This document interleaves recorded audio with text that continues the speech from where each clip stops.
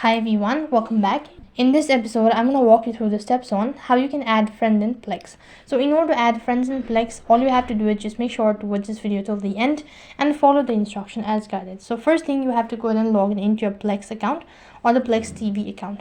So basically, to add friends in Plex and share your libraries with them, you can follow these steps. The first thing, you need to log in, and after that you need to navigate to the friends and sharing option. So for that, you have to go ahead and tap on the tab bar icon, and over here you'll be able to see all sort of information. So just go ahead and tap on the gear icon located in the top right hand side, and right on this page you should be able to see an option as friends or friend and sharing. So just go ahead and tap on it. This feature is only available in certain parts of the world. So in the friend section, you should see an option to add friend or invite user. You can just go ahead and click on this option to start adding friends, and you can enter the email address of the friend you want to add. After you send the invitation, they can accept it and you have successfully added friends on Plex.